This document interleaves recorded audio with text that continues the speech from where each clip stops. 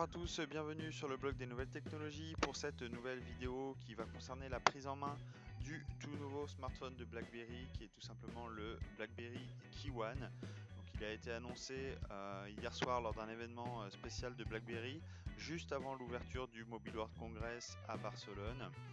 Donc ce smartphone, eh bien, tout simplement, se veut être le flagship de la firme.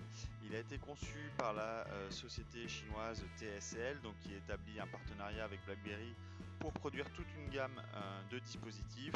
Et donc 2017 s'annonce un très grand cru pour la firme, puisque avec ce nouveau BlackBerry Key One, eh bien, la firme veut se positionner comme un nouvel acteur du marché mobile et tout simplement reprendre un petit peu le flambeau qu'elle a perdu ces dernières années. Donc vous voyez les petites photos ici du Key One avant de voir une petite vidéo de celui-ci. Donc il faut savoir que ce BlackBerry Key One mesure 147,71 x 9,3 mm d'épaisseur. Il pèse environ 178 grammes. Donc là on a la face avant. Là en face sur la tranche gauche, donc on a un seul bouton en fait sur cette façade. Sur le dessus, on a la prise jack 3.5 et le port pour la SIM et la micro SD. Là, sur le côté droit, on a le bouton de volume et le bouton power. Et ensuite, sur le dessous, on a deux grilles de haut-parleurs et un port USB type C.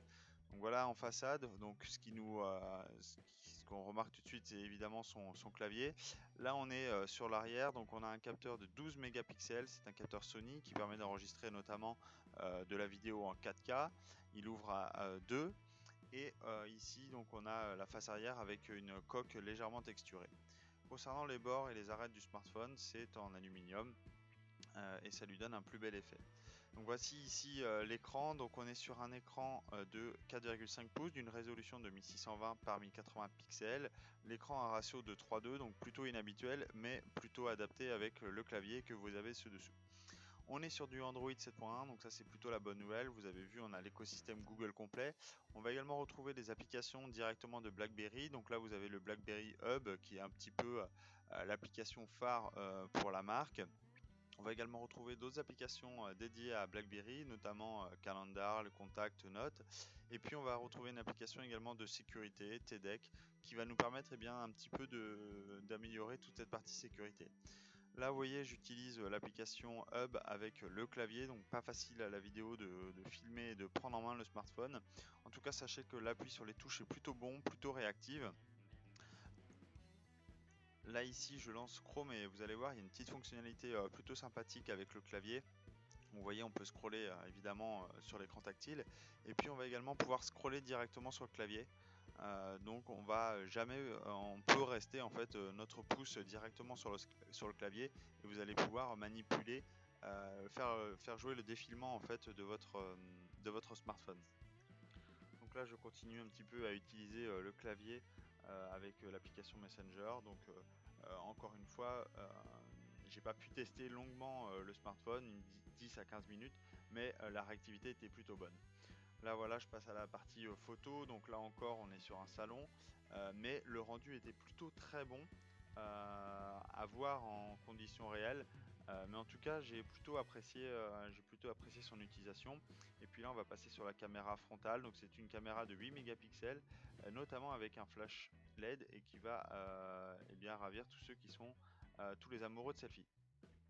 Donc il faut savoir que ce BlackBerry est également compatible avec la norme Quick Charge 3.0 de Qualcomm, donc qui vous permet de charger le smartphone de 50% en 36 minutes, donc ça c'est plutôt une bonne chose. Et puis on va retrouver également concernant la connectivité et du Wi-Fi en 802.11 AC, du Bluetooth 4.2 et une puce NFC.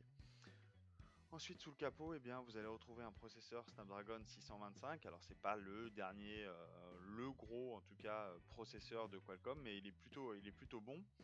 On va également retrouver 3 Go de mémoire vive et 32 Go de stockage extensible par une carte micro SD. Donc là, dans la vidéo, vous voyez, j'utilise l'application de sécurité qui permet de un petit peu gérer tous les privilèges des applications.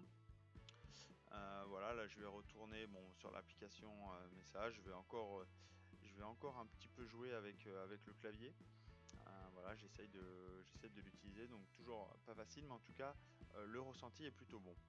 Donc voilà, c'était un petit peu une petite vidéo de présentation, de prise en main.